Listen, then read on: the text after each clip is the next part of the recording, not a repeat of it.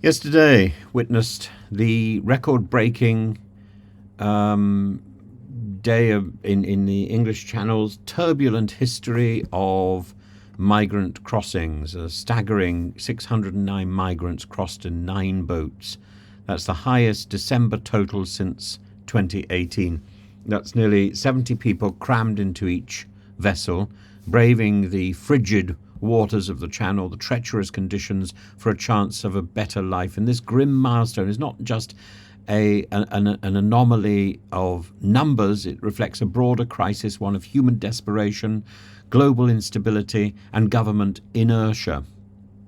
And all of this, trying to find the smugglers, trying to find the traffickers, it's like trying to find a needle in a haystack. And meanwhile, the real victims risk drowning in the Channel, all because we are not citing consulates on the coast of France and or challenging the definitions of what a refugee or a migrant might actually be in the 1951 Refugee Convention. All of this because we are in fact operating as though the 3 laws put forward by Suella Braverman, the Nationality and Borders Act, the Illegal Migration Act and the Rwanda Act, are still absolutely intact.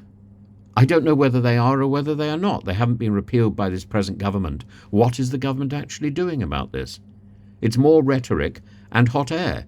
It's flatulence rather than activity. And no country wishes to be ruled in such a way. This is not rule. This is indolence. There are 34,582 crossings so far this year. That's a 19% increase on the 2023 figures. Yet paradoxically, these numbers remain well below the record-breaking 44,821 crossings of 2022. So the Conservative Party can't howl in derision, because they're equally to blame. A 23% decrease that officials are quick to brandish as evidence of progress is not progress. One person risking their life to cross the Channel is an error and is something everybody should regret. We need to provide safe and alternative routes, which means consular buildings on the north of the French shores so that people don't have to go across the Channel. We can't claim success when over 600 people risk their lives in a single winter day. It's also notable that this surge follows an 8-day hiatus, presumably caused by the recent storms, and the moment calmer seas returned, the crossings resumed, and clearly the natural deterrent of winter weather is no match for the determination of those fleeing war, poverty or persecution, because deterrence doesn't work. We saw that so clearly with the stupidity of Suella Braverman and Priti Patel and their deterrence. We have to have a deterrent. There is a deterrent. It's called the winter weather, and that isn't enough. People who risk their lives because of the awful way in which they've been treated in their own countries are not going to be deterred by some shrill rhetoric.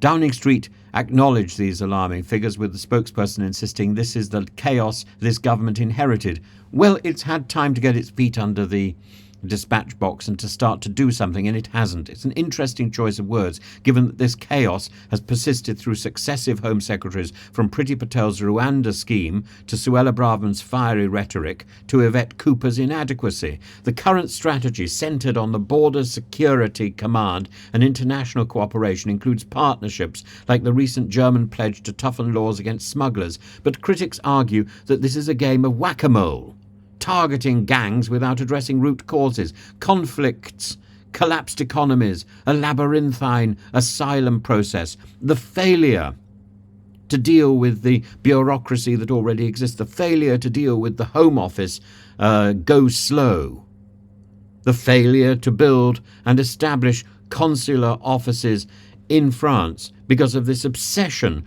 that we have to start the process of asylum in the UK. We don't have to. That's simply a convention we have adopted. Amid the statistics, we shouldn't lose sight of the individuals. These are not faceless numbers, as they are presented in the statistics, but real people, families, young families with children, forced into perilous choices. At Dover, images of exhausted migrants in life jackets being escorted ashore. These are a stark reminder of the human toll of this crisis. Many will face months, if not years, of uncertainty and limbo in ridiculous hotels, in an overstretched and under-resourced asylum system, and a delinquent Home Office that cannot be bothered to do its job. International cooperation, as seen in the Calais Group meeting, offers hope, but plans for 2025 feel painfully slow when hundreds are crossing daily in 2024, and critics from Labour and beyond argue that this government's policies lack urgency and compassion. And a solution. Labour's own proposals face scrutiny for being vague and overly reactive. The suspension of asylum decisions for Syrians announced this week adds another layer of complexity. While the Home Office monitors the shifting global landscape, it leaves thousands of applications in limbo, a situation ripe for legal challenges and human rights criticisms. So where do we go? Yesterday's record highlights not just the scale of the challenge, but the inadequacy of the current solutions.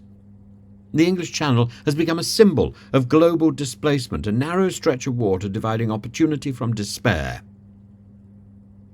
And it also reflects a deeper issue: our failure to manage migration holistically with dignity and pragmatism. And as we move into 2025, one thing is clear: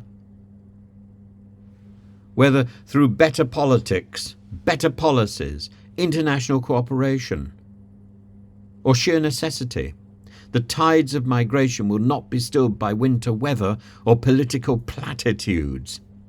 It's time for leadership that rises to the scale of this human crisis and deals with the real issues and gets people actually functioning and working in the Home Office and in Whitehall.